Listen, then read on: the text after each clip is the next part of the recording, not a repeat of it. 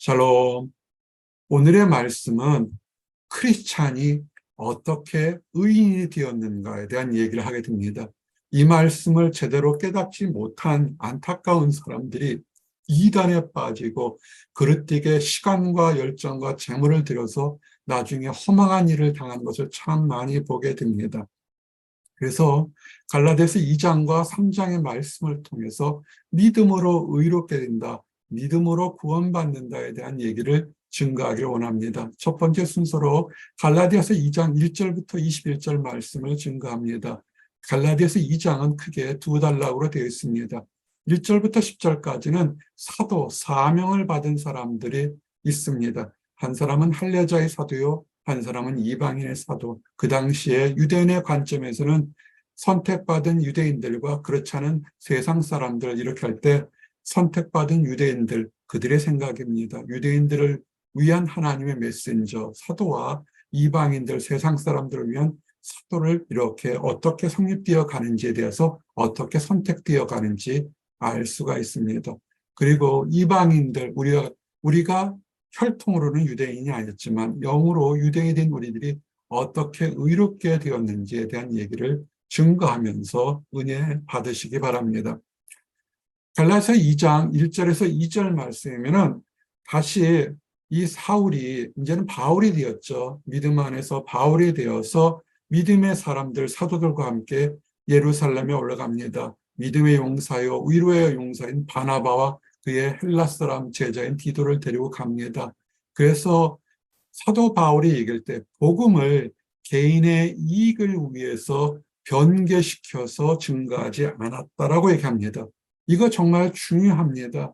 현대 교회에서 많은 문제들이 어디 있냐면 하나님 말씀을 증거하는데 하나님 말씀을 잘 깨닫지 못하거나 마음이 연약하고 순수한 사람들이, 말씀을 전한다는 사람들이 사리사욕을 채우려고 이렇게 교묘하게 바꾸는 경우가 있습니다. 맞는 것 같은데 보게 되면 나중에 전하는 사람의 사리사욕이나 어떤 욕심과 다른 목적으로 바꾸는 것인데 그러지 않았다는 것입니다. 사도 바울이 자기 자신의 지금 간증을 하고 있는 것입니다.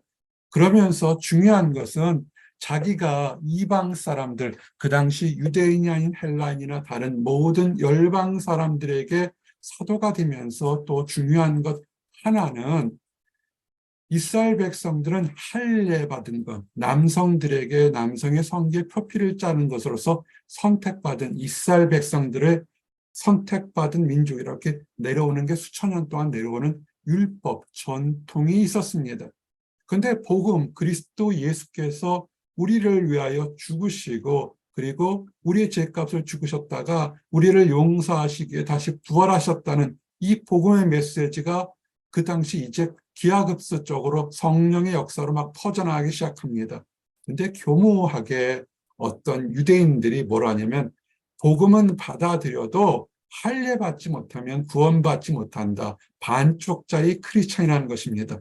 이런 얘기 참 많이 들어보셨죠? 현대 한국교회에서 교회를 열심히 나가도 구원받은 것과 하나님 말씀을 깨닫지 못하면 반쪽짜리 크리스찬이라든지 구원받지 못한 사람이라든지 뭔가 무슨 있어서 이방인들, 이단들이나 사이비들이 굉장히 많이 다가오게 됩니다.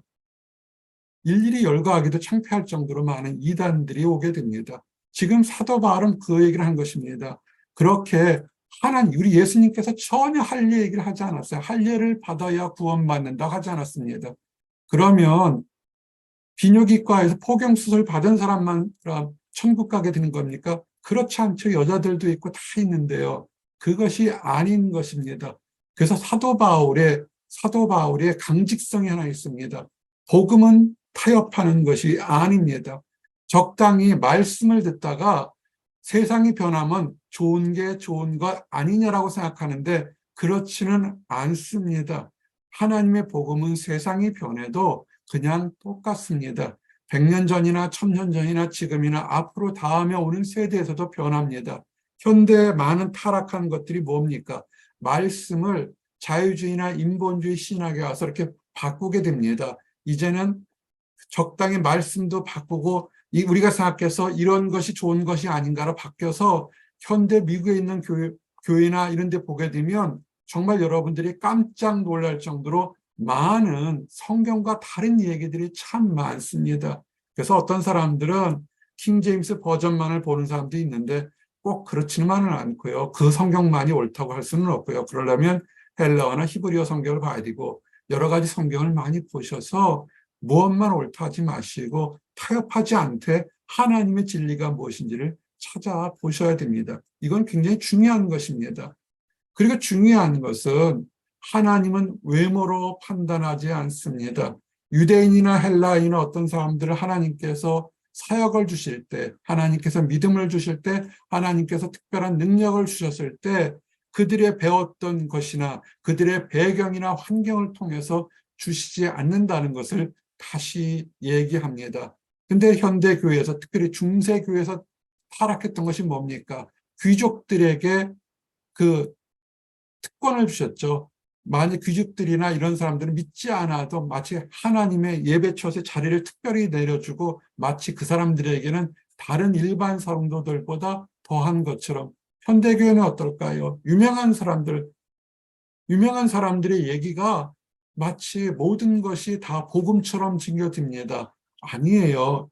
이름이 없이 유명하지 않더라도 전하는 말과 그 행동을 그대로 일치하는 무명의 수많은 하나님의 일꾼들의 거룩한 일꾼들이 참 많습니다. 근데 사람들이 어디 가서 유명하다 하고 그러면 그 사람 말이 진짜인 것처럼 다 우르르 몰려갑니다. 또 현대에서 유튜브가 많다 보니까 사이비 같은 정말 군중 심리를 잘 인류하는 복음 전도자라고 하는 사람들 중에서 정말 들어보면 이 사람이 정말 복음 전도자일까 할 정도로 정말 교계를 갸우뚱하는 사람인데 그 사람들의 얘기를 참 갸우뚱할 때가 많습니다. 어떤 경우에는 목회자인 저에게도 이 사람 설교 들어보십시오 하고 보내올 때 아니에요, 들어보고 그거 아닙니다. 말씀은 말씀으로 증거하면서 유명하고 무명한 것이 아니라 그 선포된 말씀을 그대로 실천하고 그대로 따라가는 사람입니다. 이웃을 사랑하라 전하면서 사랑하지 못하는 사람을 우리는 뭐라고 봅니까? 말과 행동이 다른 사람 아닙니까? 하나님을 믿습니다 그러놓고는 뒤로는 하나님을 믿지 못하는 행동을 한다면 그 사람 자체가 문제가 있는 것입니다. 우리 유명하거나 무명하는 걸 따지지 마시고 하나님의 일은 하나님께서 주시면서 하나님을 바라보시기 바랍니다. 그리고 사역 분담할 때 이제 역사합니다. 그 당시에 많은 사람들, 이 일을 통해서 사실은 교회가 엄청난 속도로 자라게 됐습니다. 많은 사람들이 그 당시 유대인들은 자기들만이 천국에 대한 복음과 죄사함의 복음을 가지고 가는 특권 의식이 있었습니다. 그럴 때 그것이 잘못된 것이라는 것을 성령의 역사를 통해서 유대인과 이방인들에게 똑같이 하나님의 역사가 있었다는 것을 증거를 합니다. 그러면서 왜 그러면 12제자, 예수님의 공생에 들었던 12제자 외에 이방인 사람들에게는 다른 제자가 증거했는가 했을 때 하나님의 말씀은 그런 겁니다. 베드로, 예수 그리스도를 공생의 기간 함께 하면서 그의 능력과 효과를 다 본 베드로는 뭐냐면 할례자, 즉 이스라엘 사람들의 복음을 전하는 대로 쓸 것이고 사도 바울은 사도 바울에겐 이방인의 복음을 증거하는 사역을 맡겼습니다. 믿음에 따라서 그들의 능력에 따라서 하는 것에 따라서 확증이 될 수 있습니다. 그리고 우리가 착각하면 안 되는 것이 갑자기 하나님을 믿고 나서 하루 이틀 사이에 갑자기 나도 내가 세상에 이러한 능력이 있으니까 교회에 직분을 갖겠다 하는 사람들이 있습니다. 그거 굉장히 위태로운 생각입니다. 하나님 안에서 숙성되고 성숙되는 과정이 필요합니다. 지난 시간에 사도 바울이 사울이었다 바울 되고 하나님의 음성과 성령을 체험하고 나서 3년 동안이나 아라비아 광야에서 말씀을 묵상하고 공부하고 성숙의 사찰을 겪고 10수년이 지난 지금에서 이제 이방 사역을 확증한 것입니다. 왜? 사도 바울의 선포되는 말과 행동과 그의 모습이 모든 것이 일치한다는 것입니다. 어디 안에서 하나님을 바라보고 우리 주님 예수 그리스도를 바라보는 삶에서 일치한다는 걸 보고서 이제는 예수님의 함께 있던 사도 바울을 인증합니다. 나와 바나바에게 친교의 악수를 전했더니 사도 바울의 복음 사역자의 동기인 바나바에게 너는 사도로서 함께 있지 않았지만 성령께서 이 사역을 함께 맡겼던 것을 하나님의 이름으로 우리가 증거하고 성령께서 증거한다는 사실을 해서 이제 사역이 크게 양분됩니다. 예수님 당시의 사도들은 유대인들에게로, 그리고 사도 바울과 바나바는 이방인 땅으로 가게 되는 것입니다. 이런 것을 보면서 우리가 어떤 세상의 경험이나 어떤 환경의 유명함에 따라서 그 사람의 믿음도 따라갈 거라고 생각하지 마십시오. 하나님께서는 필요에 따라서 무명하든 배우지 못했던 가난하든 연약하든 간에 하나님께서 그 모든 사람들을 크게 사용할 수 있습니다. 우리가 늘 기도한 것처럼 기관 목회자든 개척교회 목회자든 일반 사역자든 캠퍼스 사역자든 가정 사역자든 직장 사역자든 하나님께서 그분에게 맞는 성령의 능력에 따라서 사역을 준다는 것을 아시고 최선을 다하시면 됩니다. 그런데 공통적으로 사역이 다 다양성이 있고 사역의 분야가 다를 수가 있습니다. 이민 목회할 수 있는 이민 목회 비전을 가진 저 같은 사람들이나 아니면 한국에 있는 우리 성도들, 마치 베드로처럼 한국에 있는 고향에 있는 우리 동포를 하는 그런 사역이 다릅니다. 그런데 중요한 것은 무슨 사역을 하든 어디에 있든 간에 공통적으로 관심을 가져주고 배려할 것은 뭐냐면 연약한 자들을 도우라는 것입니다.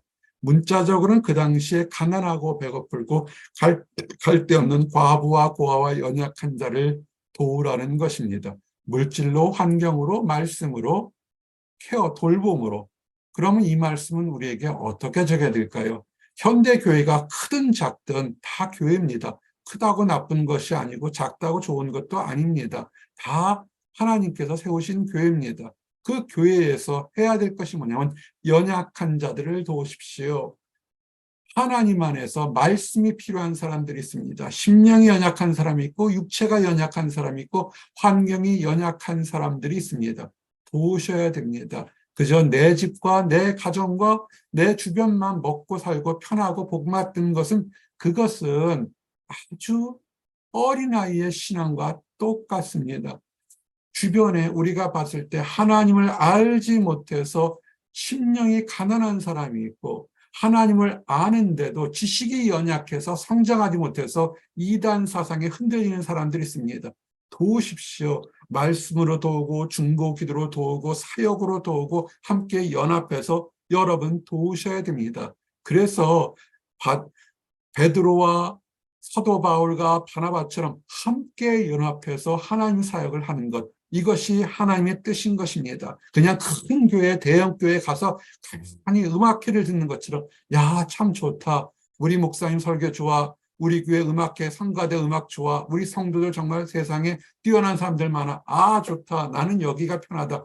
그것이 아니라 여러분을 큰 교회를 보냈던 작은 교회를 보냈던 중간 사이즈 교회를 보냈던 그곳에서 심령이 연약한 사람, 마음이 연약한 사람, 환경이 연약한 사람, 하나님의 말씀이 필요한 사람을 도우십시오. 우선 먼저 여러분의 가정에 있는 사람들 먼저 도우셔서 가정에 구원, 복음을 전하시기를 원합니다.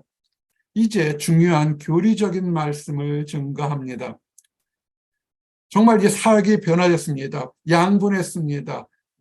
베드로가 나는 수제자야, 너는 사도 바울은 내 밑에 있어, 이런 싸움하지 않습니다.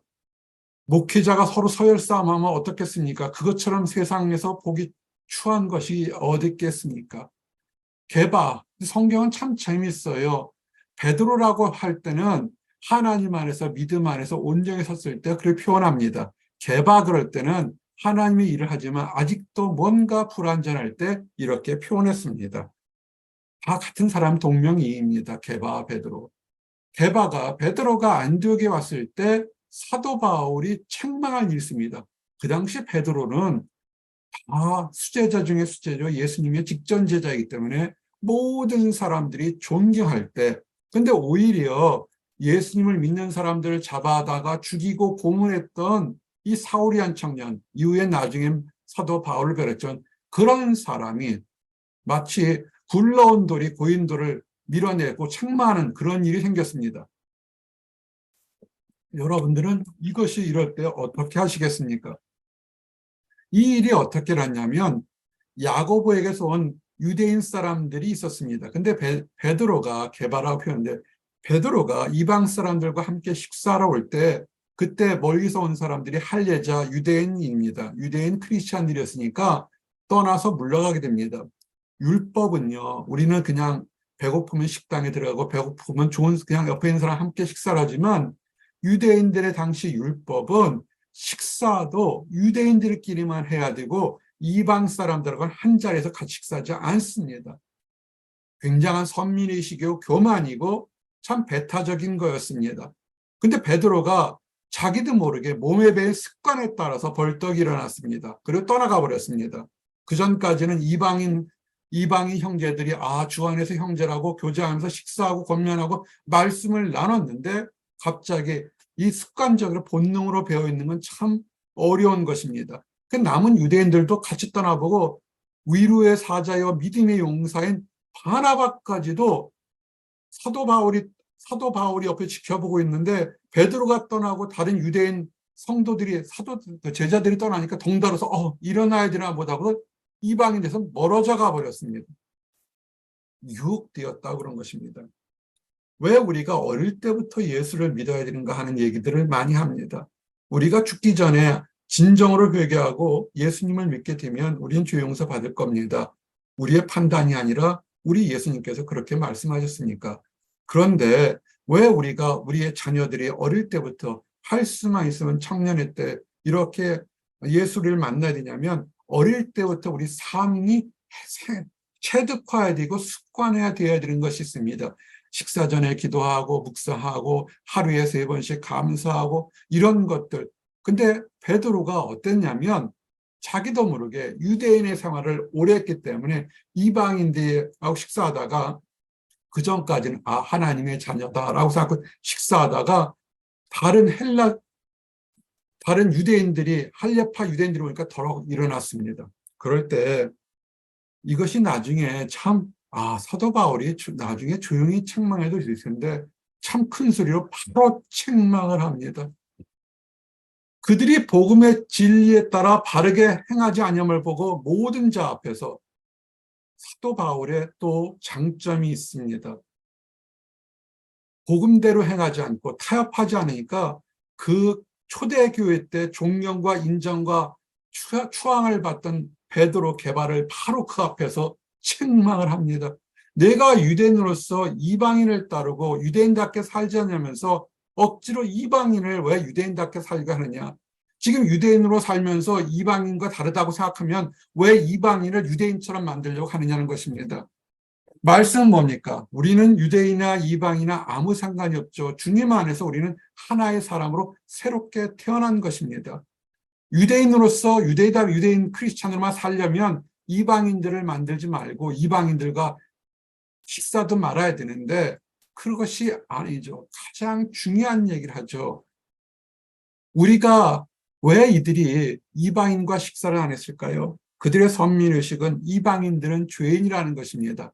자기들은 율법을 지켜서 어릴 때부터 할례도 행하고 율법을 지켜서 우리는 하나님이 택한 선민이라는 것입니다. 즉 율법을 잘 지켜서 우리는 의롭다 하는 것입니다.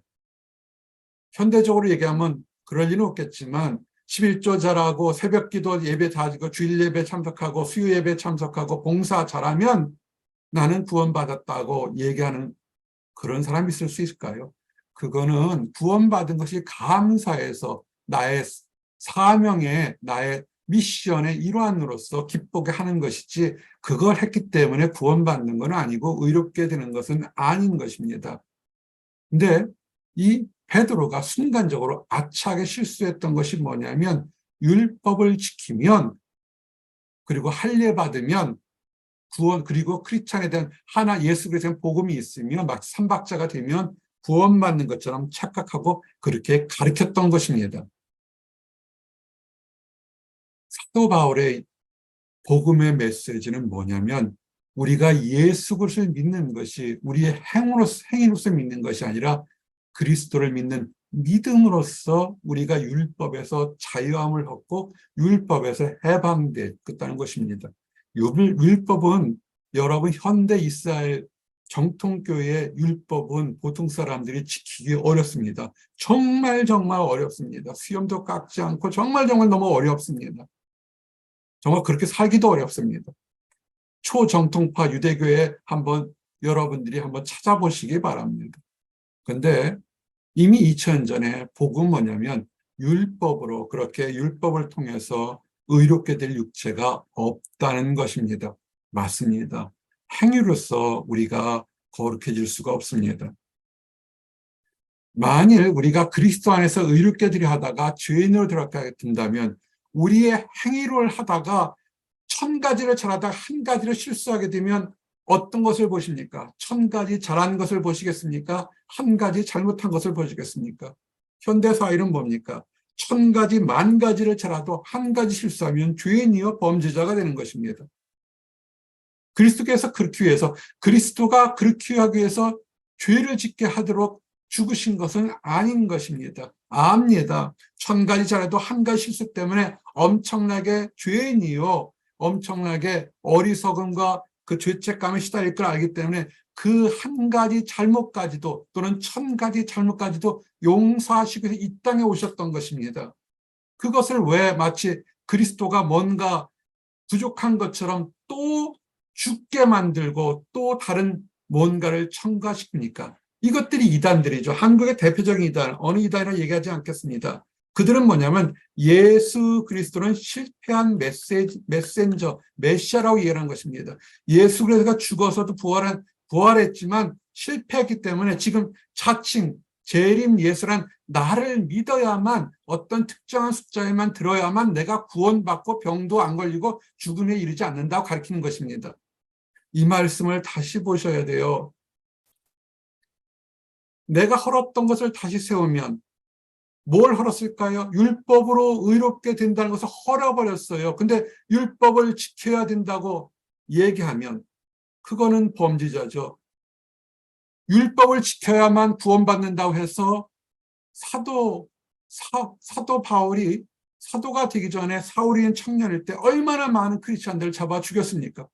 핍박을 했죠. 그러다 다메섹 도상에서 하늘에서 음성이 들며 사울아 사울아 네가 왜 나를 핍박하느냐? 주여 누이시니까 네가 핍박하는 예수다. 사람이 다시 부활한다는 것을 믿을 수도 없었고 사람이 모든 사람의 죄를 대신 짊어지고 죽었고 부활한다는 것을 믿을 수가 없었던 것서 율법만이 눈에 보이는 것만이 구원받는다 했는데 또 바울이 깨닫고 은혜로 구원받는구나. 믿음으로 구원받는 것을 전하고 가르치는데 이것을 다시 왜 헐었던 것을 율법으로 구원받느냐고 지금 가르친 것을 책망하고 있는 것입니다. 우리는 율법에 대해 죽었습니다. 율법에 대해 죽었기 때문에 율법이 우리를 죄인이라고 했던 것 맞습니다. 우리는 잘못한 것이 많습니다. 율법으로 보면 우리는 죄인입니다. 그런데 하나님은 율법을 폐하셨습니다. 사랑의 법으로 만드셔서 분명히 내가 죽어야 될 상황이지만 하나님의 사랑으로 용서함과 새롭게 해줄 테니 그것을 믿으라는 사랑의 법으로 바뀌셨다는 것을 여러분은 아셔야 됩니다. 그래서 사도 바울의 고백이 나오죠. 내가 그리스도와 함께 십자가에 못 박혔나니 그런즉 이제는 내가 사는 것이 아니요 그리스도가 십자가에 못 박혔을 때 우리는 함께 없었지만 그러나 영으로 우리는 그리스도와 함께 십자가에 못 박힌 것처럼 우리는 죄에서 죽었다는 것입니다. 우리의 죄는 십자가에 못 박혀 있는 것입니다. 우리 주님께서 부활하신 것처럼 우리는 죄에서 용서를 받고 새롭게 사는 것입니다. 그 지금 아직도 부족한 육체 가운데 사는 것은 육체는 부족하다 할지라도 우리를 위해서 자신을 버리신 예수 그리스도를 믿는 믿음. 예수 그리스도가 우리를 위해서 십자가에 죽으시고 부활하셨던 그것을 믿는 믿음으로 우리가 사는 것입니다. 우리가 사는 목적이 그것인 것입니다. 예수 그리스도는 우리를 위해 죽으셨고 부활하셨다. 이것을 증언하기 위해서 우리가 사는 것입니다. 그러므로 만일 그렇지 않고 예수 그리스도가 죽었는데 율법을 지켜야 된다 그러면 예수 그리스도의 죽음은 헛된 것이 된 것입니다. 이루지 못했잖아요. 그렇게 예수 그리스도께서 죽으셨는데 우리는 여전히 죄책감을 가지고 있잖아요. 왜 그럴까요?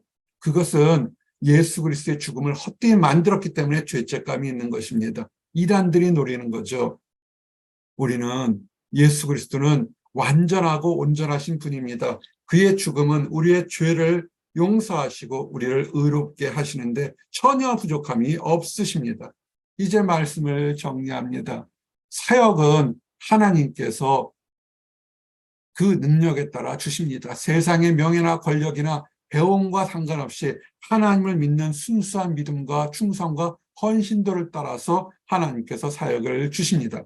두 번째, 우리가 의롭게 되는 것은 행위로 구원받는 것이 아닙니다.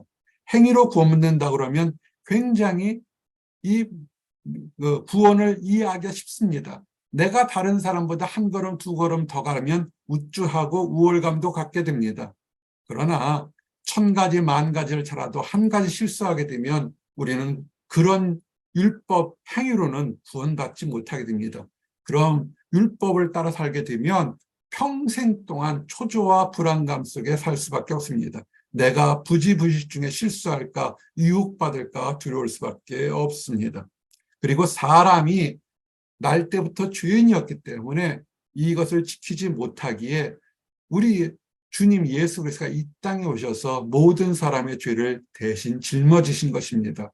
대신 짊어지시고 그것이 사실인 것을 증거하기 위해서 십자가에 다시 죽음에서 부활하셨던 것입니다. 그리고 제자들에게 보이시고 하늘에 오르셔서 우리들에게 사랑의 법을 주신 것입니다. 우리가 율법의 행위로 구원받은 것이 아니라 전적으로 우리 주님 예수 그리스도의 사랑의 법을 믿고 십자가의 법을 믿고 나갈 때 우리는 의롭게 되는 것입니다. 기도하시겠습니다. 하나님 감사합니다. 율법의 행위로 구원받는 것이 아니라 전적으로 오직 은혜로 하나님의 사랑으로 구원받고 의롭게 됨을 믿습니다. 이 믿음을 흔들게 하는 모든 악한 것들을 쫓아내 주시고 우리가 한 것이 없이 선물로 은혜를 받았사오니 거저받은 은혜를 우리의 가족들과 이웃들과 사랑해 축복의 메시지를 나누어 주셔서 그 사람들도 하나님의 축복과 하나님의 기쁨을 맛보고 다 함께 천국에 들어가도록 인도하여 주시옵소서. 늘 감사드립니다. 예수 그리스도 이름 받들어 기도드렸습니다. 아멘.